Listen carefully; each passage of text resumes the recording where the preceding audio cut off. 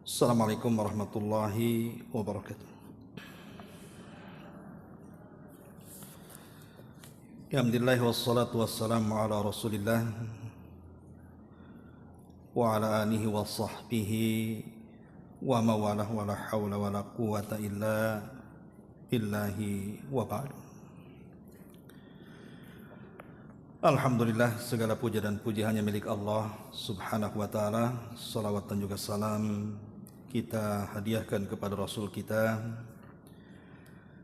Nabi besar Muhammad sallallahu alaihi wa ala alihi wasallam. Kita lanjutkan kajian kita, masih membahas kitab 175 Jalan Menuju Surga karya Naib bin Mamduh Al-Su'ud hafizahullah ta'ala. Dan kita masuk pada poin ke-17 dari halaman ke-67.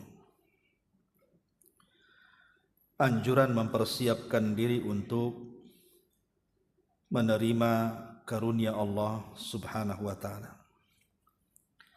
Kita baca hadisnya baru kita terangkan. Di sini Nabi sallallahu alaihi wasallam bersabda,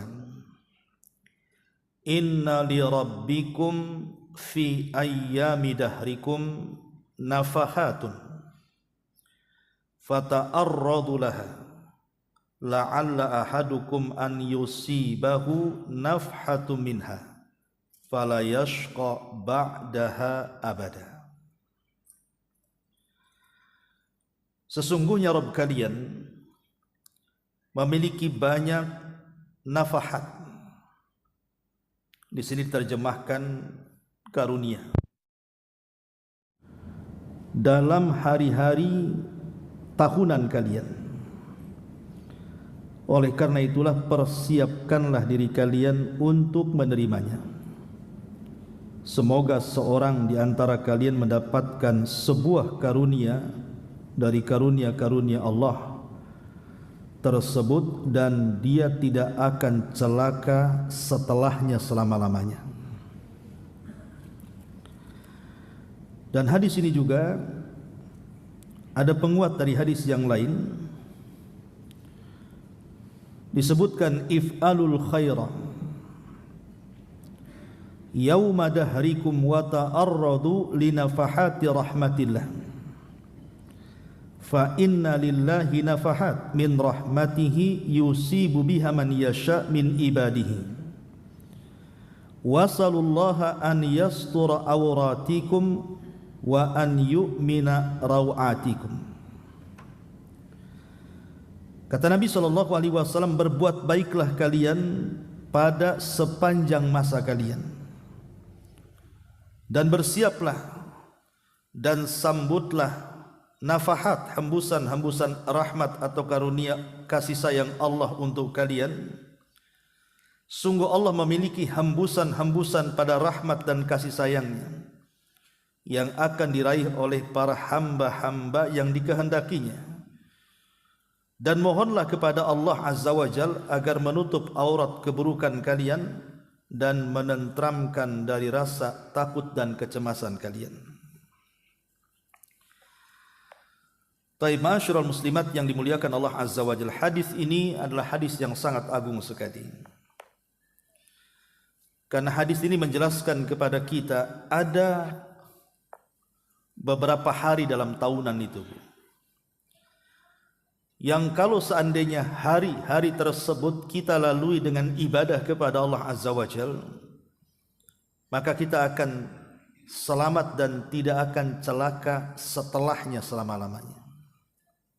Jadi dalam setahun itu ada hari-hari, ada waktu-waktu.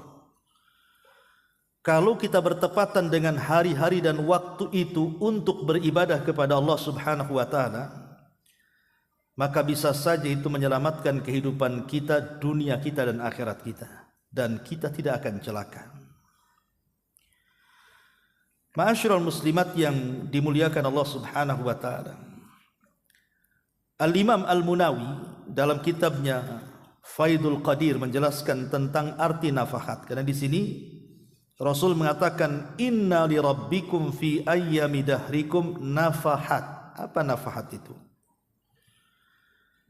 Beliau mengatakan bahwa yang dimaksud nafahat adalah ilham, yang memberikan semangat kepada seseorang untuk mendekatkan diri kepada Allah Subhanahu wa taala, yang diberikan kepada siapa saja di antara hamba-hamba Allah yang Allah kehendaki. Ini satu arti nafahat. Ada juga yang mengatakan bahwa nafahat itu artinya ketenangan. Jadi Allah Subhanahu wa taala akan memberikan ketenangan, tuma'ninah, keimanan, kesemangatan hidup, dan juga keselamatan kalau dia bertepatan dengan hari yang dimaksud dalam hadis ini. Lalu hari-hari apa dan waktu-waktu apa sebenarnya yang masuk dalam kategori hadis ini, yang kalau kita bertepatan dapat hari dan waktu tersebut dan kita gunakan untuk ibadah dan berdoa, maka di sini Rasul mengatakan fala yashqa ba'daha abada, maka dia tidak akan sengsara setelahnya selamanya. Ma'asyiral muslimat yang dimuliakan Allah Subhanahu wa taala, para ulama ketika memberikan syarahan kepada hadis ini, bahwa dalam setahun itu di antaranya ada 10 hari. Di 3 bulan dalam setahun yang kalau kita memanfaatkan 10 hari tersebut, maka Rasul menjamin fala yashqa ba'daha abada. Orang ini tidak mungkin celaka setelahnya selamanya. Yang pertama, 10 akhir Ramadan. 10 akhir Ramadan mulai tanggal 20 sampai selesai Ramadan. Itu hari-hari terbaik. Yang kalau seandainya seseorang memanfaatkan 10 akhir Ramadan itu di hari-harinya itu, maka dia akan mendapatkan 1 malam yang bandingannya sama dengan 1000 bulan beribadah kepada Allah Azza wa Jalla. Dan itu difirmankan di dalam Al-Quran, inna anzalnahu fi lailatul qadr wa ma adraka ma lailatul qadri khairun min alfi syahrin. Bahwa kalau kita mendapatkan 1 malam itu dari 10 malam di akhir Ramadan, maka kita sama telah melakukan ibadah selama 83 tahun 6 bulan kurang lebih. Artinya kan ini luar biasa kalau orang mendapatkan Lailatul Qadar itu, karena Lailatul Qadar itu bagian daripada nafahat dalam hadis ini. Ini yang pertama. Yang kedua, 10 awal bulan Dzulhijjah, dan itu sudah lewat bulan kemarin, di mana 10 awal bulan Dzulhijjah itu dinyatakan oleh Nabi SAW sebagai hari-hari terbaik dunia. Di dalam setahun itu ada hari-hari terbaik. Lah hari-hari terbaik dalam setahun dalam satu dunia ini adalah 10 awal bulan Dzulhijjah. Dan ini sudah saya jelaskan kenapa demikian, karena di 10 awal bulan Dzulhijjah itu terkumpul semua pokok-pokok ibadah. Jadi rukun Islam itu kita bisa sempurnakan di 10 awal bulan Dzulhijjah, dari syahadat, salat, puasa, zakat sampai ke haji kita bisa melakukannya. Karena haji itu hanya ada di bulan Dzulhijjah saja. Tapi di bulan Ramadan tidak bisa haji. Ibu haji di bulan Ramadan sendirian lah lempar jumrah tuh. Viral pula nanti. Artinya bahwa di sini 10 awal bulan Dzulhijjah termasuk nafahat juga di situ. Terutama puncaknya adalah di hari Arafah.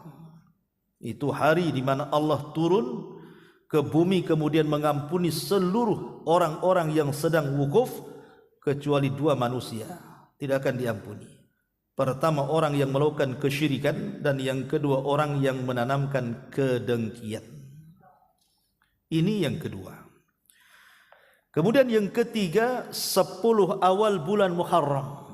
Nah, kita sekarang berada di bulan Muharram, tapi sudah lewat ya 10-nya. Jadi 10 awal bulan Muharram dari tanggal 1 sampai tanggal 10 itu hari-hari yang sangat istimewa. Dan di situ kita disunnahkan untuk berpuasa. Bukan hanya 10 awal sebenarnya puasa itu, Bu. Puasa bulan Muharram itu dari tanggal 1 sampai selesai Muharram itu disunnahkan puasa mutlak. Puasa mutlak itu ya puasa saja karena Allah. Dia bukan Senin Kemis, dia bukan puasa Daud, dia bukan Ayyamul Bid, namanya puasa mutlak. Ya ibu tiap hari puasa.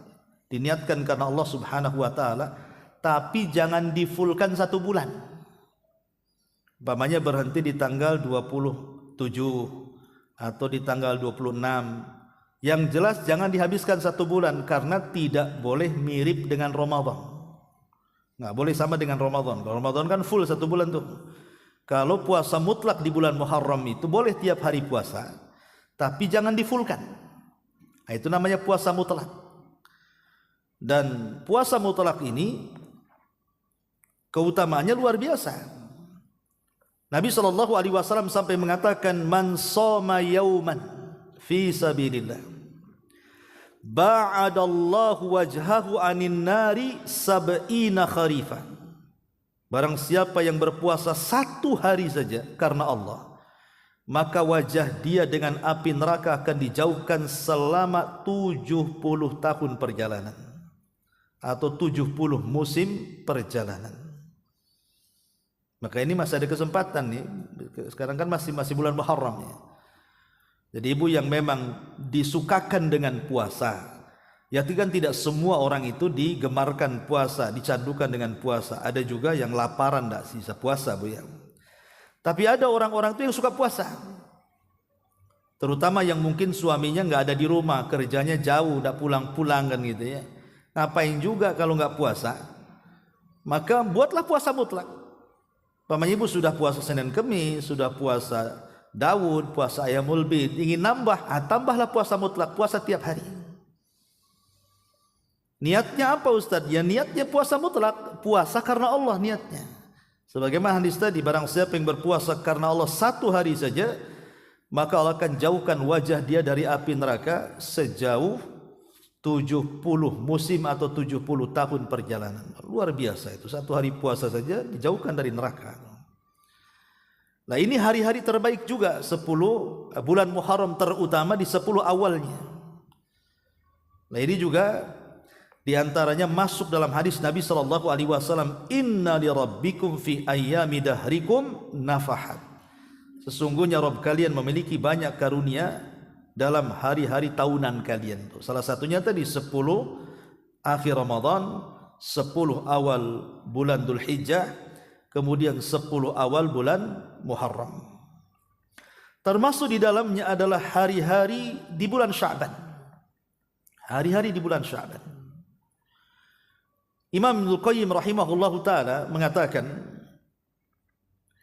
ketika berbicara soal bulan Sya'ban, bulan Sya'ban itu bulan sebelum Ramadan. Sya'ban, Ramadan, Syawal, baru Dzulqa'dah, Dzulhijjah, dan sekarang masuk tahun baru Muharram.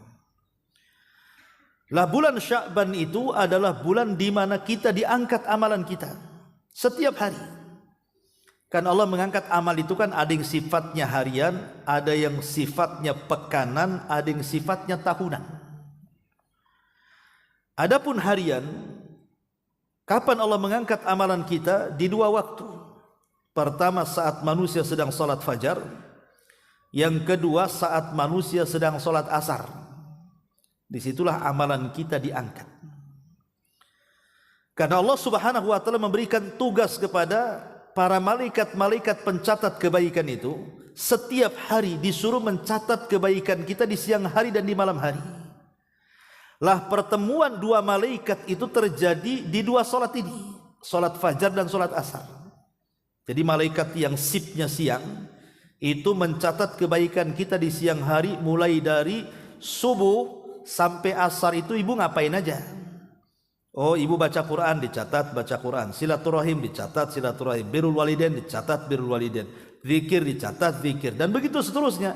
Nanti saat manusia sedang salat asar, malaikat yang mencatat itu naik dan menghadap Allah, memberitahu amalan kita di siang itu. Lah di waktu yang sama ketika malaikat yang mencatat kebaikan di siang hari naik, maka malaikat yang mencatat kebaikan di malam hari turun. Di waktu manusia sedang sholat asar juga. Makanya kenapa sholat subuh dan asar itu memiliki 2 pahala, Bu? Kalau ibu lakukan tepat waktu. Pahala yang pertama karena dicatat oleh malaikat malam, pahala kedua karena dicatat oleh malaikat siang. Tapi kalau selain daripada fajar dan asar itu cuma 1 dicatat. Zuhur cuma dicatat malaikat siang saja. Ya, kemudian maghrib cuma dicatat malaikat malam saja. Isya juga sama. Tapi kalau fajar itu 2 yang mencatat tuh. Malaikat siang mencatat kita sedang sholat subuh, malaikat malam pun sebelum naik mencatat kita sedang sholat subuh. Jadi 2 catatan kita dapat.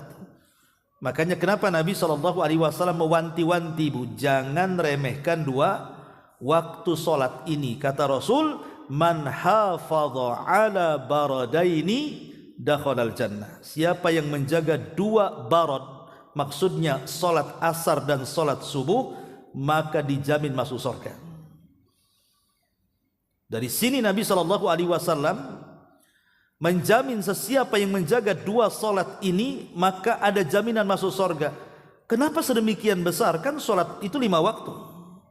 Karena fajar dan asar ini masuk dalam kategori sholat wusta, yang Allah katakan hafidhu ala salawati was salatil wusta, jaga oleh kalian solat yang 5 waktu, terutama solat wusta.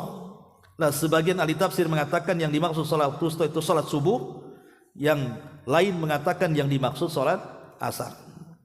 Ini catatan amal yang sifatnya harian yang diangkat itu. Ada catatan amal itu yang sifatnya pekanan, dan itu ada di 2 hari.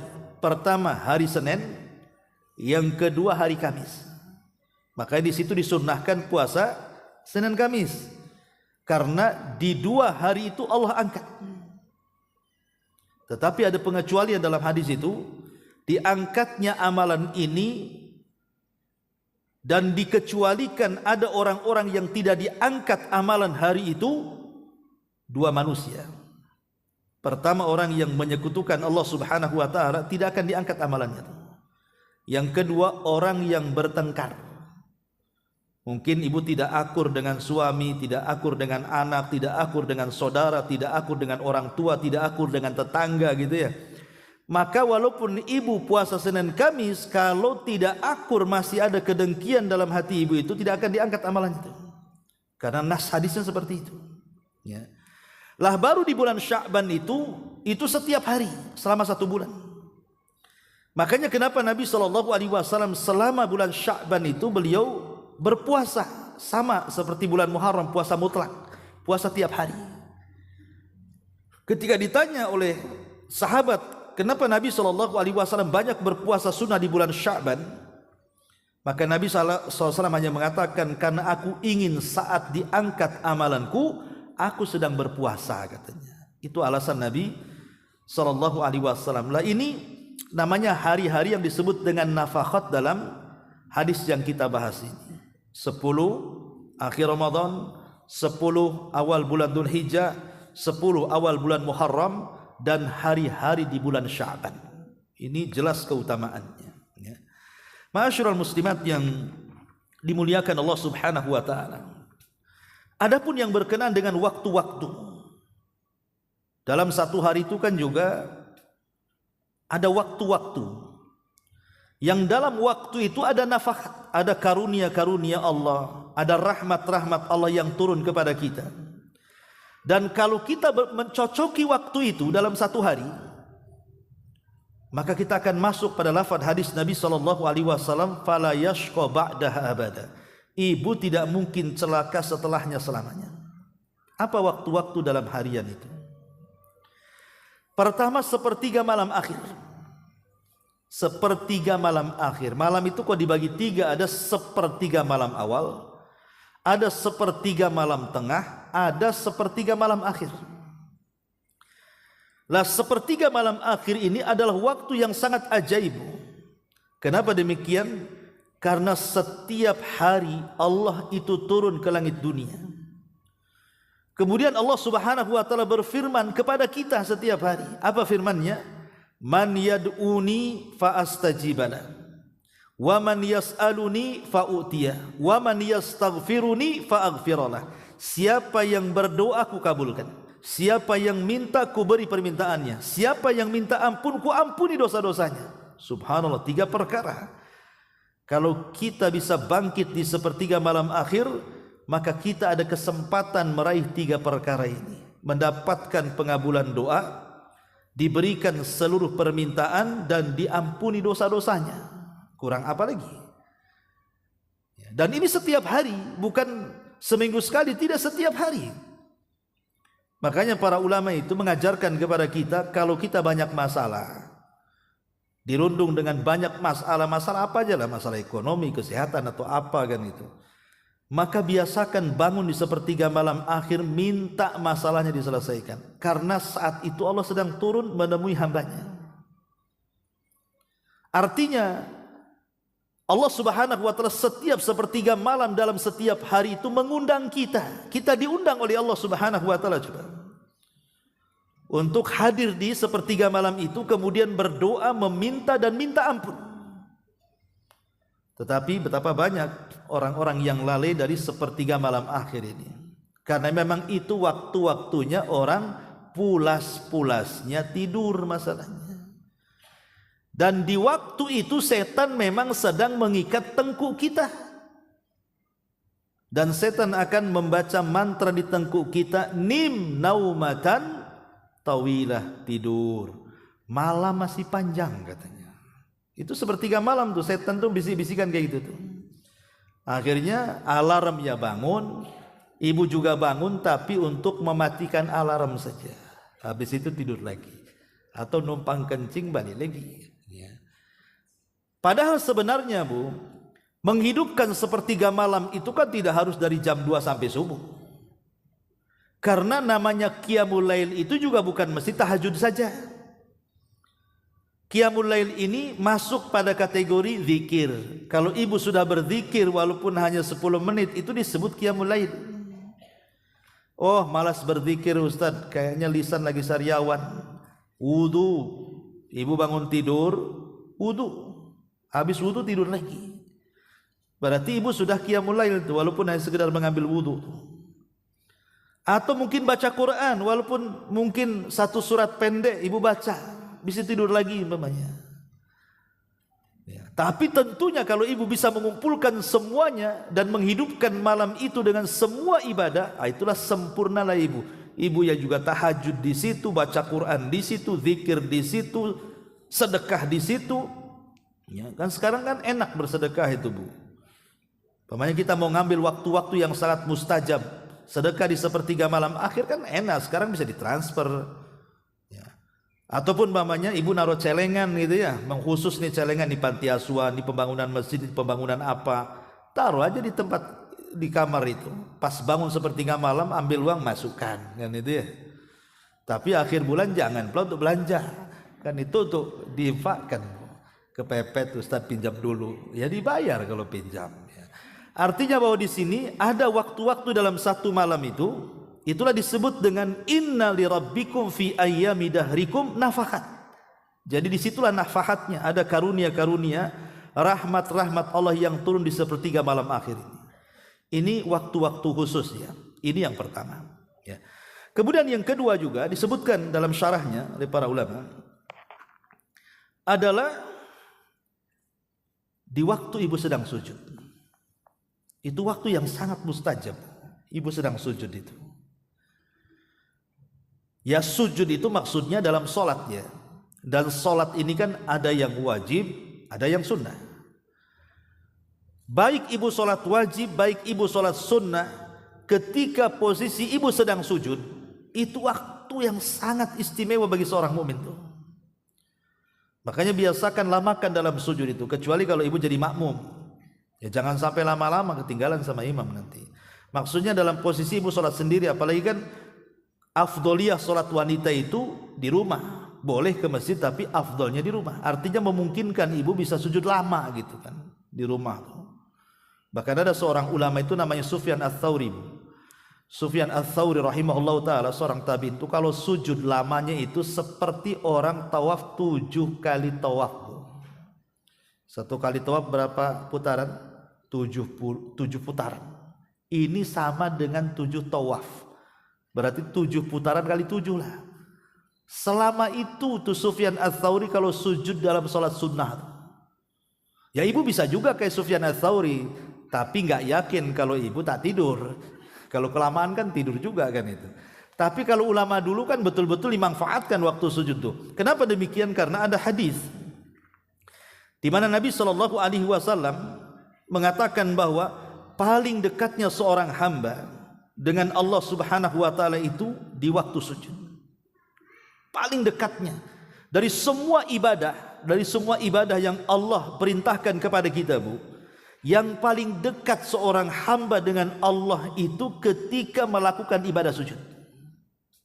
Kan ibadah banyak, sedekah ya ibadah, silaturahim ya sedekah, baca Quran ya sedekah, semua ibadah kan. Salat juga ibadah. Tapi dalam salat pun tidak semua gerakan dekat dengan Allah. Yang paling dekat dengan Allah itu justru ketika sujud itu. Alasannya kenapa?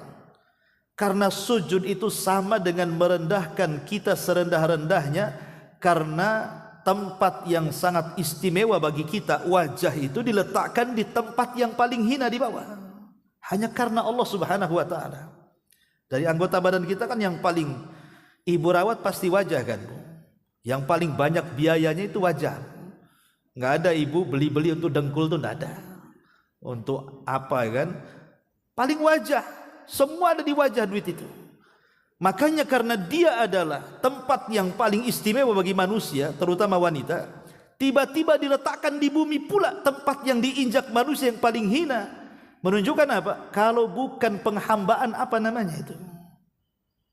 Berarti karena Allah sedang melihat pembuktian penghambaan kita di waktu sujud, wajar kalau Nabi SAW mengatakan aqrabu ma yakunul abdu min rabbihi wa huwa sajid, kata Rasul.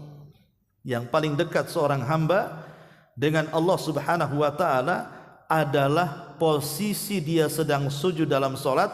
Kemudian di ujung hadis Rasul mengatakan fa'aksiru fihi du'a, perbanyak doa di situ, kata Rasul. Kenapa? Hampir-hampir doa orang yang sedang sujud itu ditolak, tidak akan ditolak. Mustajab, ya.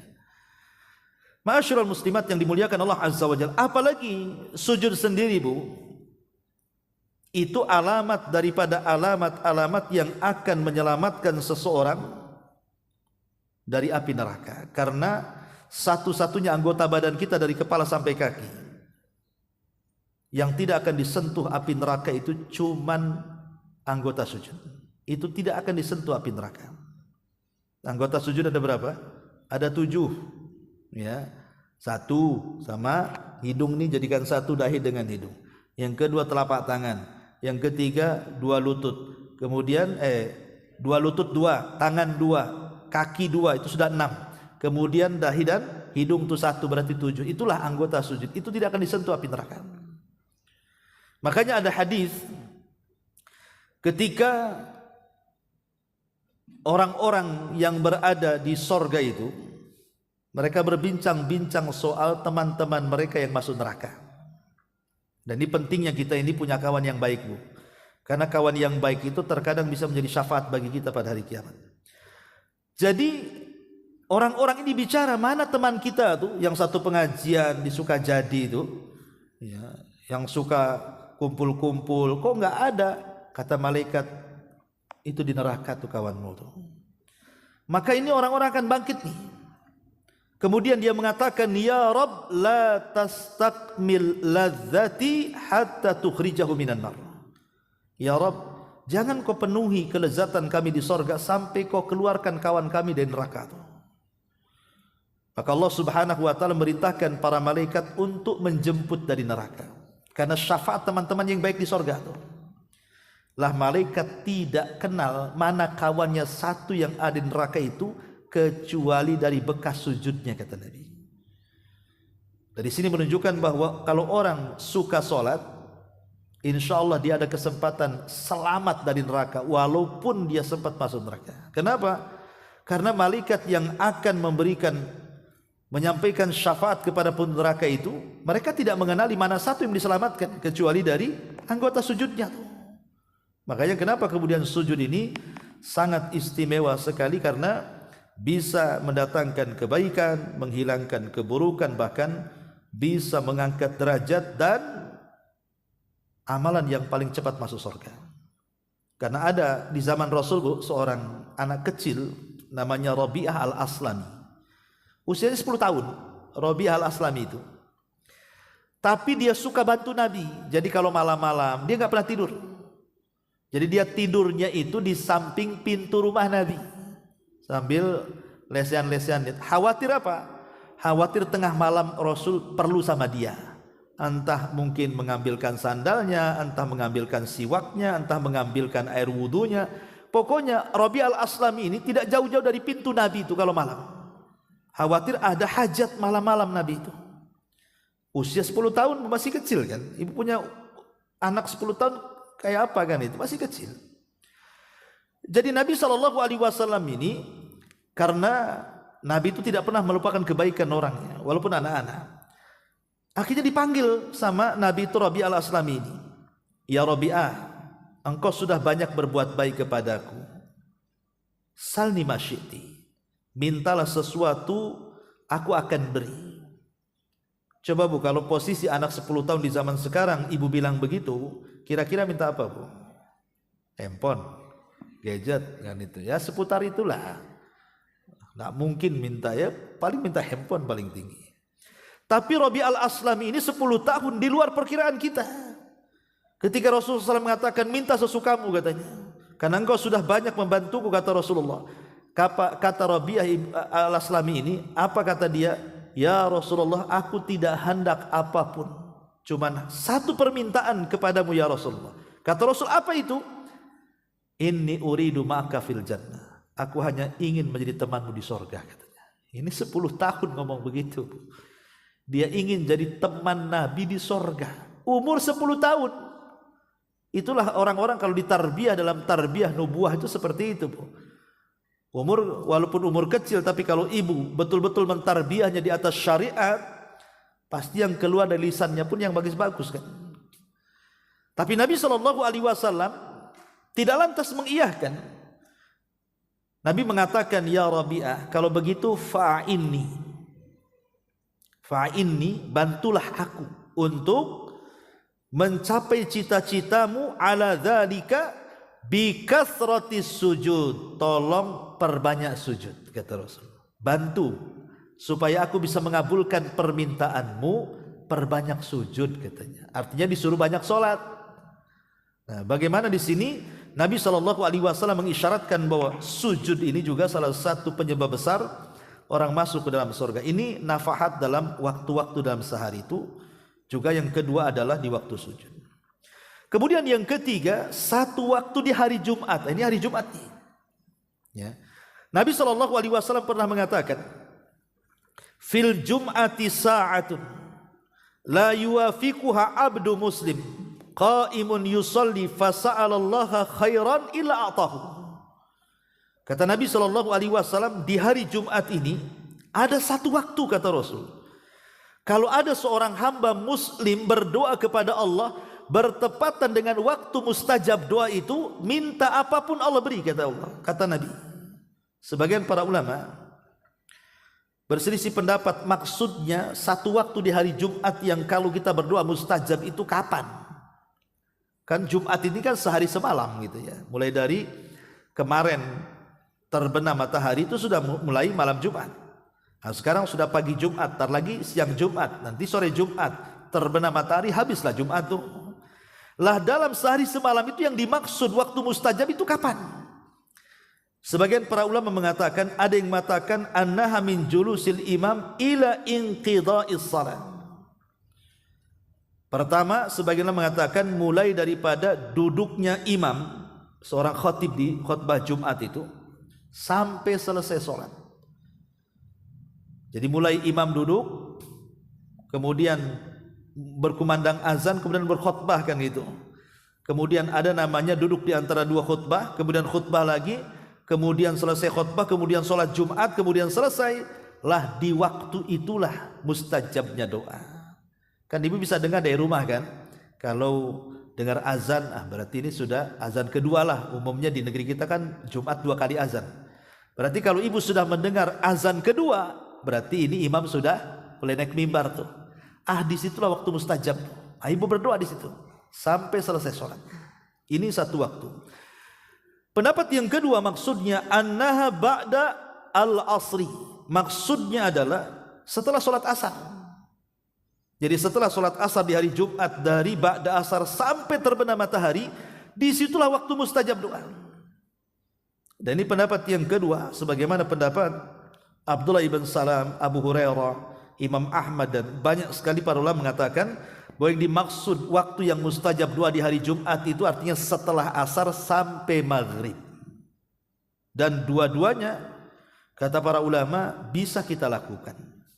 Ini juga di antara nafahat yang disebutkan, inna li rabbikum fi ayyami dahrikum nafahat.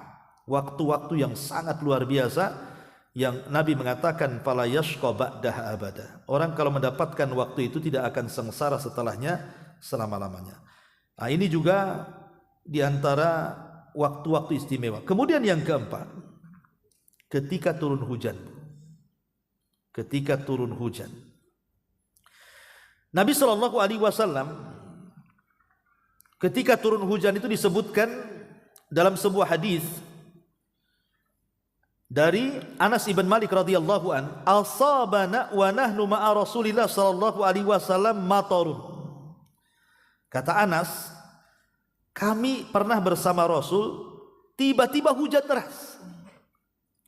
Apa yang terjadi? Qala fahasara Rasulullah sallallahu alaihi wasallam thawbahu hatta asabahu minal matar. Maka Nabi sallallahu alaihi wasallam kemudian membuka sebagian bajunya dari badannya sengaja supaya hujan itu menimpa sebagian baju dan badannya. Ya. Dan ini bertentangan dengan kebiasaan kita pula. Ibu kalau hujan malas keluar kan, kalau kena sikit aja rintikan, wah nanti sakit kepala katanya. Kan itu. Karena didoktrin sakit kepala, itu ya. Nanti kena rintik-rintik sedikit, harus cepat mandi, cepat basuh tuh kepalamu tuh, nanti sakit kepala kan itu. Itu doktrin itu yang menyesatkan sebenarnya. Justru kalau seandainya kita hujan kemudian kena kepala kita, beruntung kita. Kenapa? Karena alasan Nabi SAW mengatakan apa? Kata Rasulullah ketika Anas bin Malik radhiyallahu an menceritakan seperti itu dan bertanya, lima sana'ta ya Rasul, kenapa kau melakukan seperti itu? Kata Rasul, li annahu hadithu ahdin bi rabbih. Karena itu awal Allah sedang mencucurkan rahmatnya. Aku ingin mendapatkan rahmatnya. Ya. Jadi sekali-kali hujan-hujanan lah bu. Ya. Masa takut sama air hujan? Ya kalaupun tidak hujan-hujanan, minimalnya adalah sebagian rintikan hujan itu terkenalah badan kita, entah tangan kita, entah kepala kita, entah. Bahkan ada sebagian para sahabat tuh sampai mengeluarkan kasur bu, supaya sengaja dihujani itu, bayangkan. Itu ada sahabat yang melakukan seperti itu. Kalau ibu kan tidak. Kalau hujan, pakaian itu terbang kemana-mana tuh. Langsung sibuk tuh pakaian hujan-hujannya. Padahal biarkan saja sebenarnya. Justru pakaian kita dapat rahmat kan itu. Nanti besok ada pakaian lagi Ustaz gitu. Tapi sekarang nggak ada pakaian yang nggak kehujanan. Kenapa? Karena sudah dilondrikan. Nggak ada pakaian kehujanan. Semua pakai laundry. Ya. Jadi ini juga diantaranya detik-detik saat hujan itu saat turun rahmat. Makanya kenapa Nabi SAW menganjurkan berdoa saat hujan itu? Karena di situ sedang turun rahmat di situ. Rahmat Allah Subhanahu wa taala sedang turun. Minta apa saja yang kita minta saat hujan itu. Mumpung sedang hujan. Tapi harus lihat-lihat juga bu, kalau memang hujannya memang tidak membahayakan kiranya, maka kita juga berdoa Allahumma sayyiba nafi'ah. Ya Allah mudah-mudahan hujan ini bermanfaat. Tapi kalau hujannya ini kok ada angin puting beliungnya, ini atap sudah sibuk gitu ya, mau naik aja, maka doanya lain lagi. Maka Nabi SAW mengajarkan Allahumma hawalaina wala alaina. Ya Allah jangan hujan ini kau jadikan musibah bagi kami. Kalau perlu kau hantarkanlah itu hujan itu ke bukit-bukit, tempat tumbuhnya pohon, di lembah-lembah, janganlah ke sini. Ya, karena tidak semua hujan juga rahmat, ada juga berbentuk azab Allah Subhanahu wa taala. Tapi banyak gara-gara hujan rumah roboh, orang kebawa banjir, meninggal juga. Artinya yang saya bicarakan di sini adalah hujan yang betul-betul tidak membahayakan. Itulah hujan yang membawa rahmat. Disitulah kita dianjurkan untuk berdoa kepada Allah Subhanahu wa taala. Nah, ini juga di antara waktu-waktu yang disebutkan oleh para ulama. Ya, termasuk juga di antara nafahat adalah waktu ba'da subhi ila tulu'i syamsi. Setelah subuh sampai terbit matahari itu. Itu waktu yang sangat ajaib di situ. Sampai-sampai Nabi SAW berdoa untuk umatnya pada waktu ini. Apa kata Nabi SAW? Allahumma barik li ummati fi bukuriha. Ya Allah, berkahi umatku di waktu paginya. Sampai-sampai Imam Ibnul Qayyim rahimahullahu ta'ala ketika memberikan catatan kepada hadis ini, apa kata beliau? Orang yang terbiasa tidur saat turunnya rahmat, saat turunnya berkah di pagi hari, maka tidak akan ada kebaikan dalam kehidupannya, tidak dalam usahanya, tidak dalam keluarganya, tidak dalam kehidupannya, tidak dalam waktu-waktunya. Maksudnya orang yang terbiasa tidur setelah subuh gitu maksudnya. Tapi kalau seandainya memang ada hal-hal yang menjadikan dia tidak bisa tidak tidur, harus tidur karena kelelahan. Di malam hari mungkin begadang karena bekerja, mungkin suami bekerja atau ibu karena punya anak kecil gitu ya, rewel akhirnya asih bangun, tidur sesaat bangun lagi sehingga tidurnya itu habis subuh. Kata Syekh bin Baz rahimahullah taala enggak masalah. Karena ada dzuruf di situ, karena ada udzur syar'i sehingga dia tidak bisa menahan kantuk. Tapi kalau menjadi sebuah kebiasaan habis subuh tidur, itulah yang tidak akan dapat berkah hidupnya. Kan Nabi SAW yang mengatakan kan, Allahumma barik li ummati fi bukuriha. Ya Allah, berkahi umatku di waktu paginya. Makanya kalau ibu lihat dalam hadis-hadis tentang wanita-wanita sahabiah di zaman sahabat itu, di zaman Rasul, yang sholat ke masjid berjamaah itu bu, ibu tidak akan dapati di waktu zuhur, waktu asar, waktu maghrib, waktu isya. Tapi rata-rata hadis-hadis yang menceritakan wanita-wanita di zaman Rasul ke masjid salat di belakang Rasul itu hanya ada di salat subuh. Itu riwayat-riwayatnya. Ya, rata-rata kalau menceritakan tentang wanita yang salat ke masjid di belakang Rasul itu tidak ada di waktu selain subuh. Rata-rata riwayatnya semua di waktu subuh. Kenapa coba? Ke wanita-wanita di zaman Nabi SAW keluar berjalan kaki dari rumah ke masjid sholat di belakang Rasul hanya di sholat subuh. Itu bukan berarti di sholat lain tak boleh ke masjid, boleh. Cuman maksud saya kan riwayatnya hanya ada di sholat subuh gitu ya. Karena wanita-wanita sahabiah di zaman itu ingin mencari keberkahan waktu pagi sekalian olahraga. Jadi mereka jalan kaki dari rumah, kemudian setelah sholat subuh mereka pulang jalan kaki lagi, sehat. Ya, kenapa? Karena di situ ada angin yang disebut dengan soba namanya.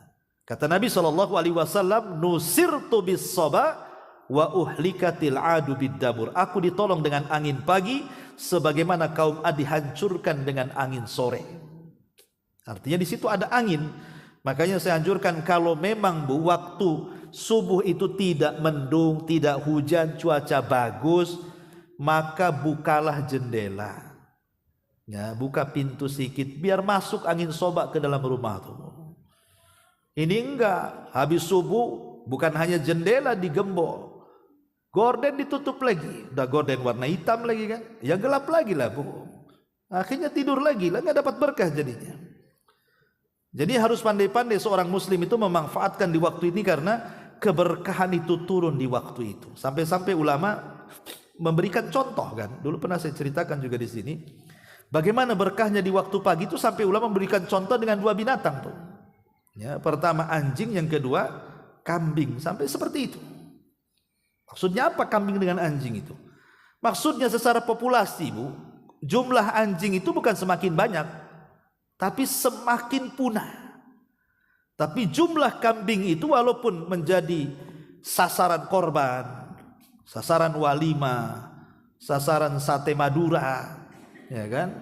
Itu kan semua pakai kambing, nyembeli kambing. Sasaran orang akekah hari-hari loh kambing itu disembeli. Apalagi waktu korban tuh ratusan ribuan kambing disembeli. Kok enggak habis-habis loh kambing itu? Tapi kan anjing itu orang-orang tertentu, agama-agama tertentu yang suka. Kan enggak semua orang suka daging anjing itu. Enggak ada. Dan enggak ada ceritanya orang akikah itu berapa anjing disembeli. Atau orang walimah kalau pakai anjing kan mau makan di situ. Tapi kenapa secara populasi kok habis tuh anjing tuh? Lah inilah bedanya berkah di sini. Karena anjing itu kalau malam dia enggak pernah tidur, layapan dia. Ya. Tidurnya kapan? Habis subuh. Ya, waktu turun rahmat dan barokah itu anjing tidur. Kalau kambing malam-malam tidur bu, tepat waktu lagi tidurnya. Itu bangunnya kambing itu habis subuh bu. Habis subuh itu dia bangunlah. Ketika berkah turun, kambing dah bangun. Makanya kenapa kemudian anjing itu populasinya musnah karena tidak diberkahi. Kalau kambing itu populasinya makin banyak karena diberkahi. Karena dia bangun di waktu sedang turun berkah. Ibu terserah mau jadi anjing atau kambing. Janganlah bu, jadi manusia saja kan. Artinya di sini saya contohkan saja bahwa keberkahan di waktu pagi itu seperti itulah. Itu masuk pada hadis Rasul, inna li rabbikum fi ayyami dahrikum nafahat. Itulah bagian daripada nafahat tadi. Yang kalau kita mendapatkan waktu-waktu tadi atau hari-hari dalam setahun itu dan kita manfaatkan betul waktu dan hari-hari itu, maka masuk dalam kategori fala yashqa ba'daha abada, maka dia tidak akan sengsara setelahnya selamanya. Artinya dia akan masuk surga. Wallahu a'lam. Inilah diantara keterangan hadis ke-17. Taib sampai di sini. Sebelum saya tutup, silakan.